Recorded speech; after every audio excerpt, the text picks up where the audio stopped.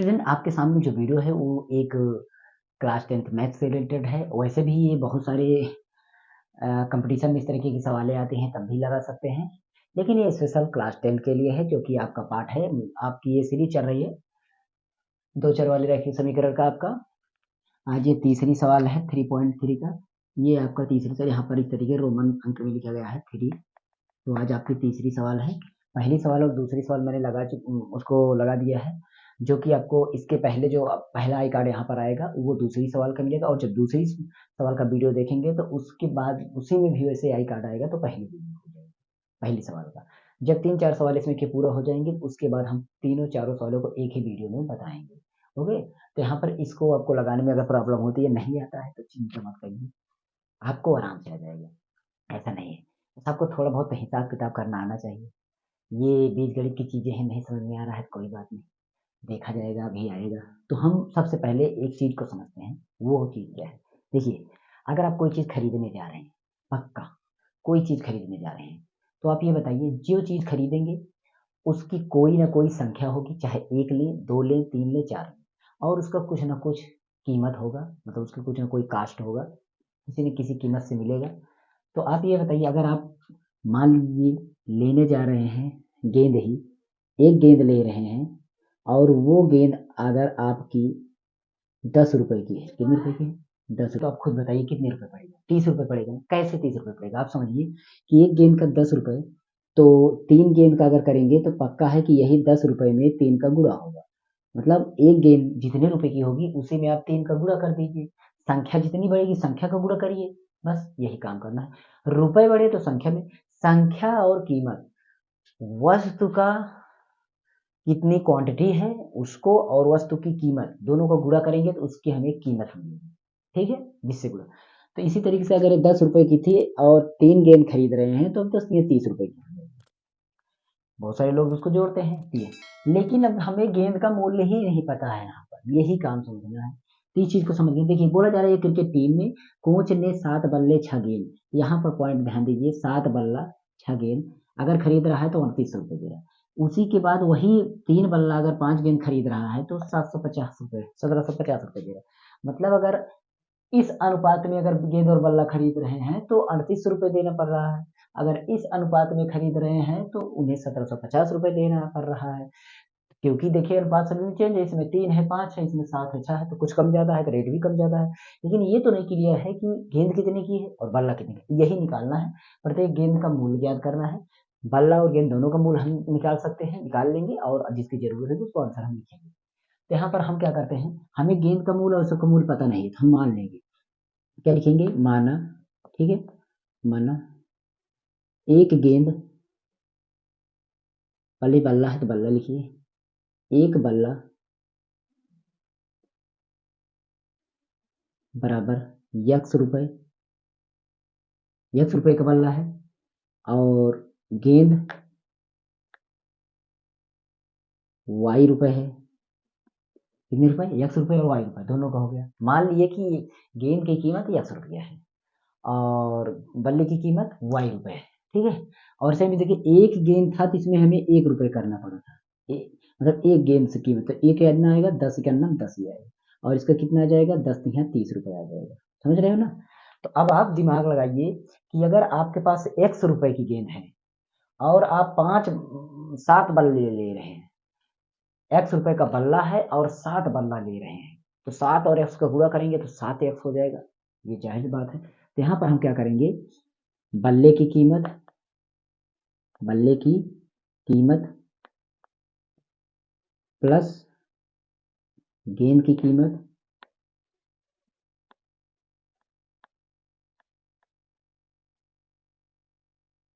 बराबर, अगर बल्ले की कीमत और गेंद की कीमत वो ले रहा है, मतलब बल्ला जितने रुपए का ले रहा है और गेंद जितने का ले रहा है, सारी कीमत देने के बाद वो पहली बार 38 रुपए दे रहा है। यही चीज उसको पता है, आपको ना, यही चीज कि बल्ला और गेंद दोनों को कीमत देने के बाद वो 38 रुपए पहली बार में कीमत दे रहा है।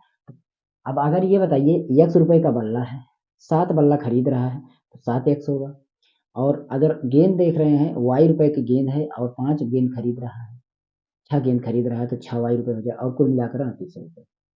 तो इस तरीके से बनेगा समीकरण हमारा, ठीक है। तो बस यही काम करना है, ये समीकरण 1 बन जाएगा। ठीक, और इसी तरीके से अगर हम दूसरी शर्त के, अगर ये प्रथम शर्त के अनुसार, ये फर्स्ट शर्त के अनुसार, फर्स्ट शर्त से दूसरी शर्त से, द्वितीय शर्त से, ठीक है, द्वितीय शर्त से मतलब दूसरी शर्त से, ठीक है। ध्यान देना, दूसरी शर्त में क्या बोला रहा है कि 3 बल्ला हो 5 गेंद हो, मतलब एक बल्ला x रुपए की, तो 5 बल्ला 5x रुपए का, प्लस 5 गेंद, 5 बल्ला नहीं 3 बल्ला है, 5 गेंद है तो 5y रुपए हो जाएगा, बराबर कुल कितना रुपए, ये दोनों रुपए को जोड़कर कितना दे रहा है, 1750 रुपए। 1750, ये हमारा दूसरा समीकरण हो जाएगा। ठीक है, ये दूसरा समीकरण। अब इन दोनों समीकरणों को प्रतिस्थापन विधि से हल करना है। तो कैसे हल किया जाता है, यही चीज आपको काम करना है। तो इस सभी प्रतिस्थापन विधि से आप अगर नहीं निकाल पाते हैं तो हमारी वीडियो देख लीजिएगा, चैनल पर पड़ा हुआ, नहीं तो फिर इसके बाद हम बना देंगे व्युत्पन्न और प्रतिस्थापन। समीकरण एक से, समीकरण एक से, समीकरण एक से क्या करेंगे, एक से किसी का मान निकालेंगे, चाहे हम x का चाहे हम, तो x का मान निकाल लेंगे, 7x इधर छोड़ो, तो 3800 इधर है, 3800 के बगल लेके जाओ क्या, 6y, प्लस में है इधर तो माइनस में हो जाएगा, दिमाग रखिएगा पहले, ये प्लस में है इधर गया तो माइनस में होगा। अब ये 7 जो है, अगर इसको हम यहाँ से हटाएंगे तो गुणा में है, चिपक के है, तो कहाँ जाएगा, पूरे के पूरे बटे में जाएगा, ध्यान दें। ये समीकरण 3 बन गया, समीकरण 3 बन गया। ठीक, अब देखना है कैसे क्या करना है। समीकरण 3 का मान समीकरण 2 में रखना है, क्योंकि एक से, समीकरण 1 से, हमारा समीकरण 1 से 3 बना है, अब 3 का मान अभी 2 बचा हुआ है, 3 का मान 2 में रखना है। ठीक है, ध्यान देना है, 2 में रखने पर नहीं, प्रतिस्थापित करने पर, प्रतिस्थापित मतलब उसकी जगह पे रख दो, प्रतिस्थापित करने पर।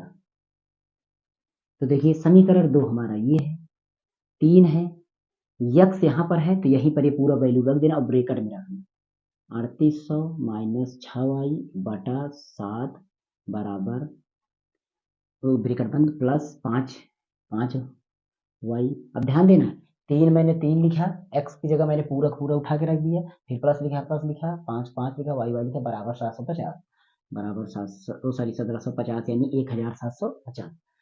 अब इसको हल करना है, कभी भी आप इसको इस तरीके ब्रेकेट मार्क लिखेंगे तो इससे आपको पता चलेगा कि ये गुणा है, और गुणा करने के लिए आप आंसर में करिएगा हर हाल में। 3 से इसमें गुणा, 3 शून्य शून्य, 3 शून्य शून्य, 3 8 24 की 4, 3 3 का 9, 3 3 का 9 और 9 2 11, इतना हो गया, माइनस 3 6 18, 18y हो गया, और इधर बटा 1 मान लीजिएगा, 1 सत्ते 7 हो जाएगा, ये 7 हो गया, प्लस 5y हो गया, बराबर 1750 हो गया।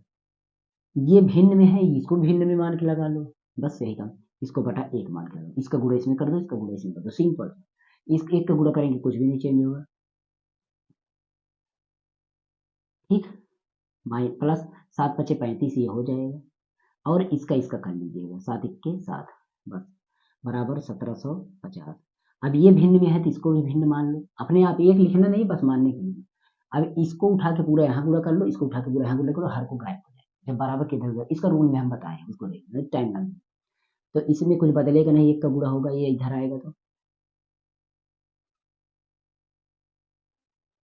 और ये इधर जाएगा तो गुणा होगा, 7 शून्य शून्य, 7 पचे 35 की 5, 7 सत्ते 49, 49 3 हमारा हो जाएगा 52, 7 के साथ 7 5 12 हो जाएगा। ठीक है, इस तरीके से मेरा आ गया। अब y इधर रहेंगे, चर को उधर करेंगे, चर को इधर करेंगे, चर को उधर, 18 35 घटेगा क्योंकि ये माइनस में है, प्लस में 35 में 18 जाएगा, तो आप दिमाग लगाइए कि कितना बचेगा, 18 तो 20, 15 वो शेष ही बच रहा है, 15 तो 17, प्लस 17 बचेगा, 17y बराबर ये 12,250 माइनस 11,400, इसको घटा दीजिए,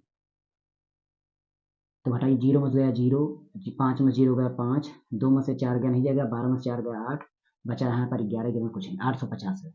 अब y बराबर क्या हो जाएगा, 850, ये चिपक के लिखा रहे, कभी भी बटे में कर दीजिए, याद रखना से चिपक के गुणा रहता है, ऊपर रहे नीचे रहे, ये रूल पक्षांतर में बताएंगे, ज्यादा इतना रियल थोड़ी नहीं बता पाएंगे।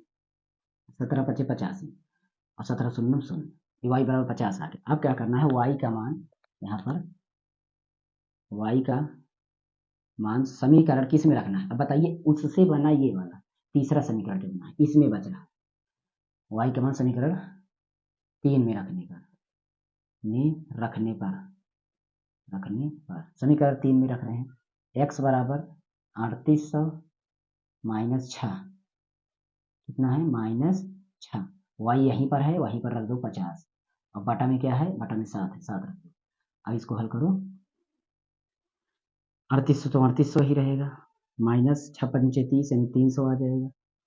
उसके बाद बटा आपका 7 आ जाएगा।